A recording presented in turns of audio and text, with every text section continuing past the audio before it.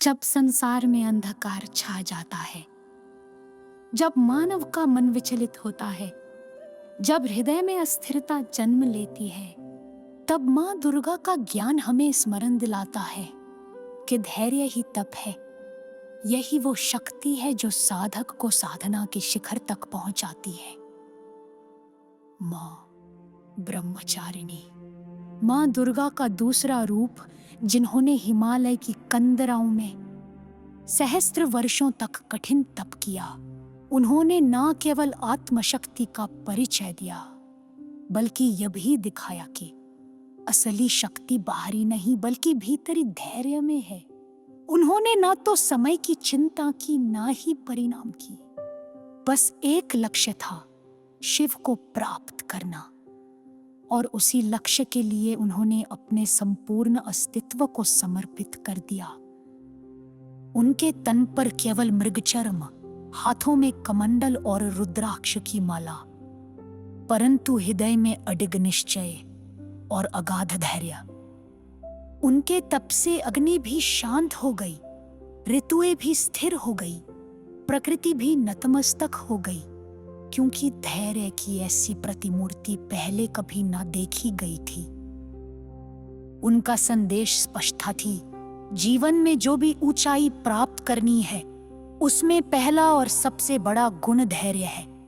आज के युग में जब लोग तुरंत परिणाम चाहते हैं, जब हर कोई एक ही क्षण में परिवर्तन की कामना करता है, माँ ब्रह्मचारिणी हमें सिखाती है कि कोई भी महान कार्य बिना तप और धैर्य के संभव नहीं है।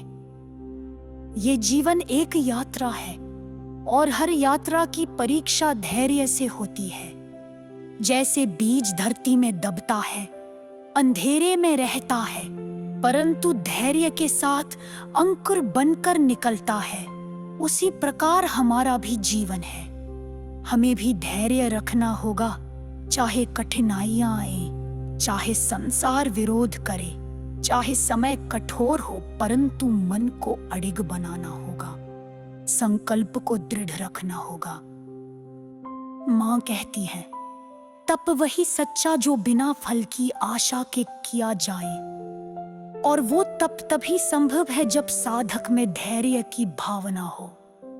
एक बार एक बालक माँ के मंदिर में आया और बोला, माँ मैं बड़ा विद्वान बनना चाहता हूँ, पर मुझे कुछ समझ नहीं आता, क्या करूँ?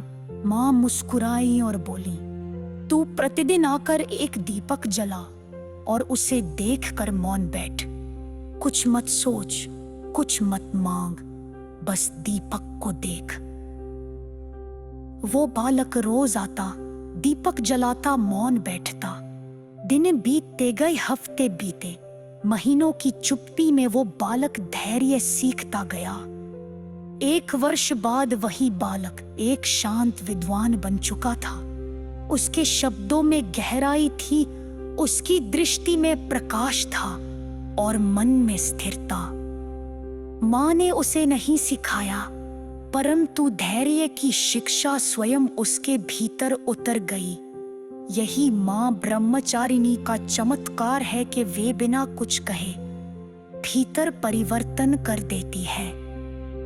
आज जब जीवन की गति तेज हो चुकी है, जब हर दिशा से शोर है, जब हर कोई भाग रहा है, वहां माँ का ये संदेश और भी प्रासंगिक हो जाता है। माँ कहती है, रुको नहीं परंतु जल्दबाजी मत करो, तप करो परंतु अधीर मत हो। रास्ता लंबा हो सकता है, परंतु वो लक्ष्य तक अवश्य ले जाएगा यदि तुम धैर्य रखो।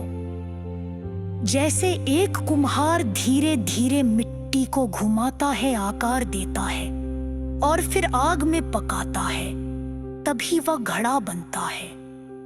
वैसे ही हमारा जीवन भी धैर्य की चाक पर घूमता है। माँ की तपश्चर्या केवल साधना की कहानी नहीं, बल्कि ये दर्शाती है कि स्त्री में कितनी शक्ति होती है।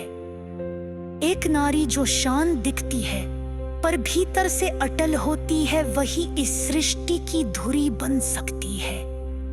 माँ ब्रह्मचारिणी का जीवन यही दर्शाता है कि आत्मब संकल्प और धैर्य के संबंध ऐसे कोई भी असंभव कार्य संभव हो सकता है।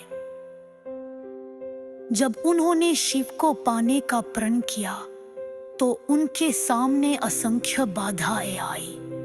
ईश मुनियों की आलोचना, सामाजिक बंधन, शारीरिक कष्ट, परंतु मां विचलित नहीं हुए। उनका चेहरा शांत रहा, मन स्थिर रहा और उन्होंने हर परीक्षा को पार किया। आज जग हम छोटे छपे असफलताओं से निराश हो जाती है, जब एक बार खोकर लगने पर दिशा बदल लेती है। माँ हमें याद बुलाती है जिस धैर्य से बड़ी कोई शक्ति नहीं। जब उन थम गया दद्रुप जाना ठीक है, और ऊपरी लक्ष्य से नुमोदना कभी ठीक नहीं हो। माँ ज्ञाती है फेरना भी साधना है, यदि वह धैर्य से हा और पीक्षा भी तप है यदि उसमें विश्वास हो। एक बार एक स्त्री माँ की मंदिर में आई और बोलू, माँ मैंने बहुत प्रयास किया पर कुछ भी नहीं हुआ, पद मेरा मन टूट गया है।